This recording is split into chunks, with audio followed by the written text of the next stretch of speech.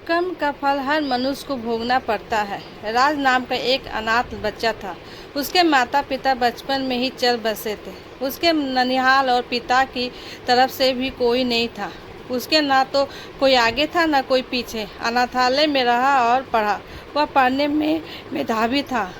उसे आर्मी में नौकरी लग गई और वह एक अधिकारी का बन गया। अब सेना के साथ ही रहता, कभी भी घर वापस नहीं आता, क्योंकि उसका कोई था नहीं। उसने शादी भी नहीं की थी। उसे जितनी सैलरी मिलती थी वह सब बचा लेता था। आर्मी के कैंटीन में खाता था, वहीं पर रहता था, तो उसका खर्चा भी लगभग ना के बराबर था। तो हम कह सकते हैं कि उसने आज तक जितनी सैलरी पाई सब बचा ही लिया था। उसी कैंटीन में सूरज नाम का एक सेठ आता था, जो कैंटीन के सामान का छोटा सप्लायर था। बहुत दिन हो गए दोनों को एक दूसरे को जानते पहचानते। एक दिन सूरज ने राज से कहा, आपके पैसे बैंक में रखे हैं, मुझे व्यापार में लगाने के दे दो, मैं तुम्हें अच्छा मुनाफा दूंगा। राज ने मना कर दिया। राज ने कहा, मुझे इतनी ज़्यादा पैसे की लालच नहीं है। जो सरकार ने दिया है वह मेरे खाते में पड़ा है। कभी ज़िंदगी में ज़रूरत पड़ी तो इस्तेमाल करेंगे, नहीं तो कोई बात नहीं। सेठ ने कहा, यह भी क्या बात हुई? अगर तुम हमें अपना दोस्त मानते हो तो तुम मेरी सहायता ही कर दो। मैं तुम्हें यह पैसा वापस लौटा दूंगा। कम से कम मेरा काम हो जाएगा। अभी इस पैसे की तुम्हें ज़रूरत भी नहीं है। बात तो सही कह रहे हो, पर आप पैसा वापस करोगे इसकी क्या गारंटी है? सेठ ने कहा, कसम खाकर कहता हूँ, धोखा नहीं दूंगा। राज ने कहा, सेठ जी, लोग तो पैसे के लिए क्या क्या करते हैं, पर कोई नहीं। चलिए, मैं आपकी बात को मान लेता हूँ। कम से कम आपका तो भला ही हो जाएगा।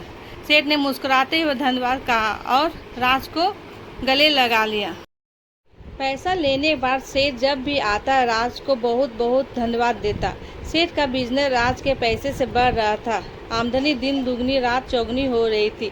आमदनी बढ़ने के साथ अब सेठ की नीयत में बेईमानी आ चुकी थी। वह अब पैसा ना लौटाना पड़े उसका बहाना ढूंढता रहता। इसी बीच बॉर्डर पर पड़ोसी देश के साथ युद्ध शुरू हो गया और राज को भी जाना पड़ा। जहाँ युद्ध हो रहा था वो इलाका काफ़ी दुर्गम था। वहां पहुंचने का एकमात्र रास्ता घोड़े से पहुंचने का था। राज का एक कुशल घुड़सवार था। उसे जो घोड़ी मिली वो बिगड़ेल थी। राज के पीठ पर बैठते ही सर पर दौड़ने लगी। राज उसे काबू में करने की जितनी कोशिश करता वो अपनी गति और तेज करती जाती। राज ने लगाम पूरी ताकत से खींचा। घोड़े का मुंह कट चुका था, पर पता नहीं आज ये बिगड़ेल घोड़ी कुछ भी सुनने को राजी नहीं थी। घोड़ी दौड़ती दौड़ती दुश्मन के खेमे के सामने जाकर खड़ी हो गई। राज दुश्मन के गोलियों का शिकार हो गया। सेठ बराबर आर्मी कैंट में जाता था। उसे वहां पता चला कि राज युद्ध में वीरगति को प्राप्त हुआ। सेठ ने वहां काफ़ी दुख दिखाया और कैंट से बाहर आते ही खुशी से झूम उठा। अब पैसा को वापस नहीं करना होगा। सेठ का व्यापार दिन दोगुनी रात चौगुनी तरक्की कर रहा था। कुछ दिनों के बाद सेठ की पत्नी माँ बनी और सेठ एक सुंदर बच्चे का पिता बना। सेठ के जीवन का ये सबसे बेहतरीन समय चल रहा था। समय बीतते देर नहीं लगती। सेठ का बेटा अमर, जो अब बड़ा हो गया था और अब सेठ के साथ मिलकर व्यापार करता था। अमर विवाह योग्य हो चुका था। अच्छे घर की सुंदर सुशील कन्या देखकर अमर की शादी हो गई।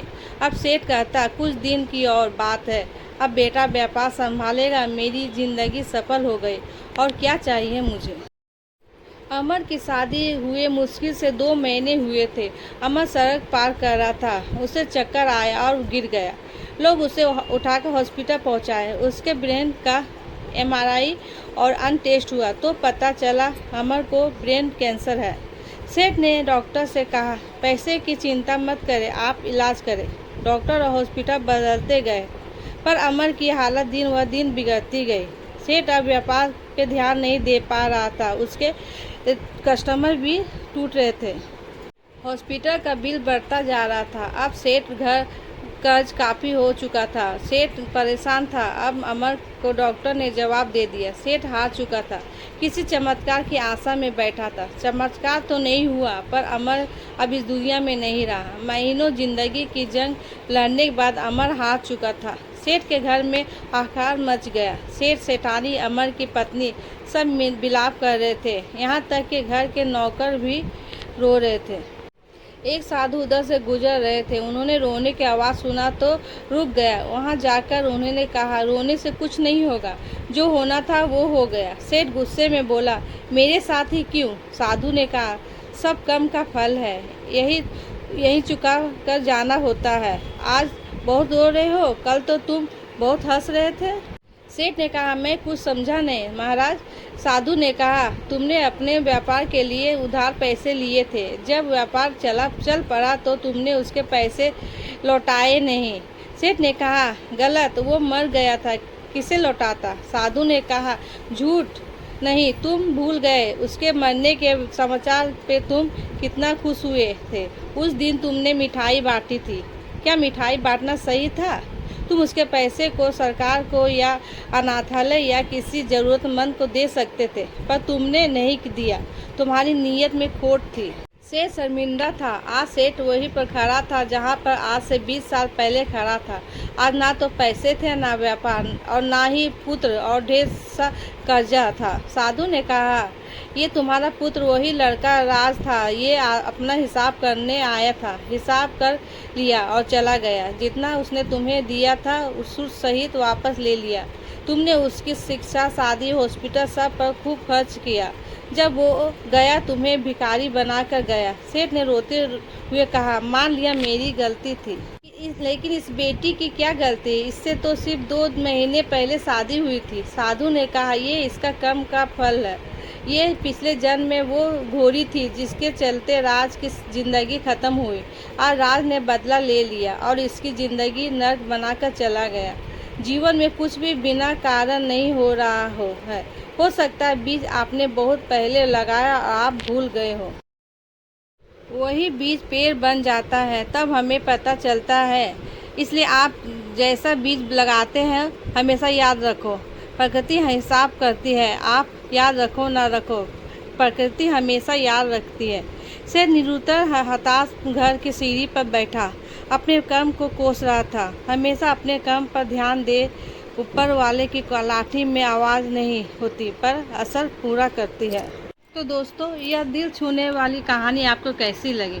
अगर अच्छी लगी तो प्लीज़ सब्सक्राइब करें, लाइक करें, कमेंट करें और शेयर भी करें। धन्यवाद।